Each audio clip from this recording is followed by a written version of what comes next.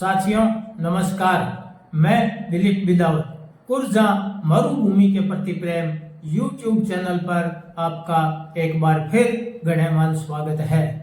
आज की इस कड़ी में हम बात करेंगे मरुधरा में पारंपरिक जल संरक्षण को बढ़ावा देकर सामुदायिक परंपरा को पुनर्जीवित करने की एक अनूठी पहल के बारे में। दोस्तों, मरुधरा में पानी का संकट रहा है, लेकिन जीवन यापन करने जितना पानी यहाँ के लोगों ने अपनी अथक मेहनत से जुटा लिया। यह आश्चर्यजनक बात है कि पाताल का पानी खारा, सूखे तपते रेगिस्तान में कोई नदी नहीं, उसके बावजूद यहाँ के समुदाय ने हजारों वर्ष पहले लाखों की संख्या में अलग अलग प्रकार के जल संरक्षण स्रोतों का निर्माण कर न केवल पानी की कमी को दूर किया, बल्कि जल के मामले में आत्मनिर्भरता हासिल की। जब से सरकार ने गांव में पाइपलाइनों द्वारा पानी पहुंचाने का जिम्मा लिया, सदियों से पानी की कमी का जीवंत अनुभव करने वाले समुदाय को लगा कि अब पानी की कमी के दिन लद गए। उन्होंने पूर्वजों द्वारा बनाए गए जल स्रोतों और उनकी प्रबंधन व्यवस्था को छोड़ दिया। गांव में पाइपलाइनों का जाल तो बिछा, लेकिन पानी नहीं आया। पानी का संकट बढ़ा, गांव के जल स्रोतों की क्षमता कम हो गई, टैंकरों से बाहर से पानी का परिवहन खर्च बढ़ा। नई पीढ़ी का उदय पाइपलाइनों की निर्भरता के साथ हुआ।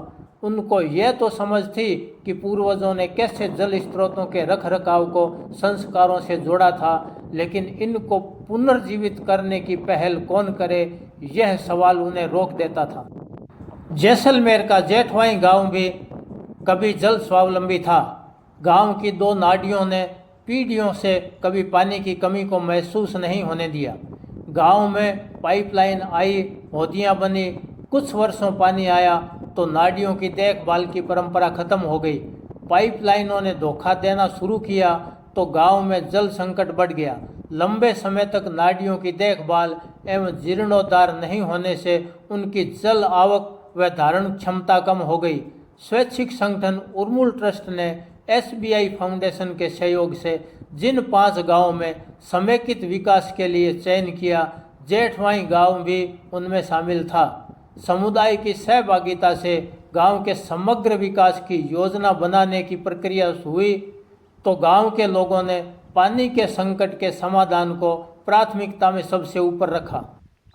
इंसानों तथा पशुओं की संख्या के आधार पर पानी की ज़रूरत का आकलन किया गया। कहाँ से कितना पानी उपलब्ध हो सकता है, उसका अनुमान लगाया गया। लोगों ने बताया कि जलदाय विभाग की सप्लाई तो आती है, लेकिन GLR नहीं है। एक GLR बनाया जाए जिसमें पानी स्टोर कर रख सकें। गांव की 2 नाडियों की मिट्टी निकाली जाए, कैचमेंट साफ किया जाए और पानी आवक चैनलों को ठीक किया जाए। गांव की योजना के अनुसार SBI फाउंडेशन के वित्तीय सहयोग से उर्मुल ट्रस्ट द्वारा कार्य हुआ। सरकारी पेयजल सप्लाई के लिए एक GLR बनाया गया तथा गांव की 2 नाडियों का जीर्णोद्धार किया गया। नाडियों की समुदाय आधारित प्रबंधन व्यवस्था बनाई गई। पानी के मामले में गांव स्वावलंबी बन गया।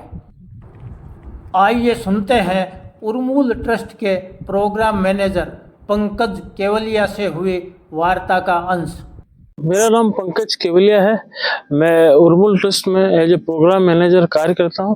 वर्तमान में हम लोगों ने 2 जनवरी 2022 से जैसलमेर की 2 ग्राम पंचायतों बरमसर और मोकला में हमने SBI फाउंडेशन के साथ में SBI ग्राम सेवा परियोजना का कार्य शुरू किया था।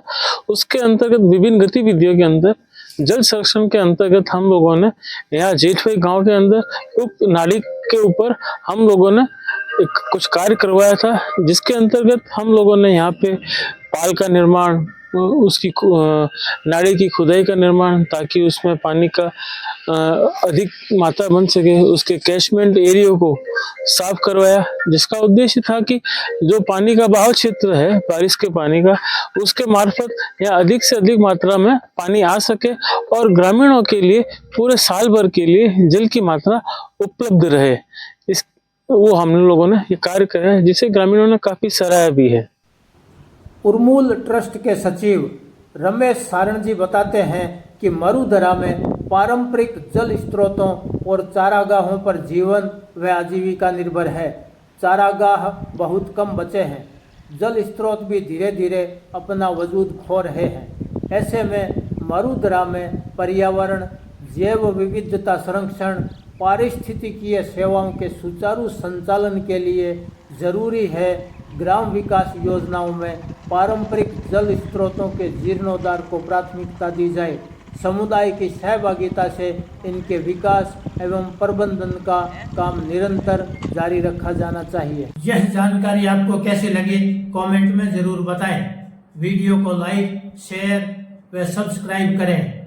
अगली कड़ी में फिर मिलेंगे, तब तक के लिए आज्ञा दें। धन्यवाद।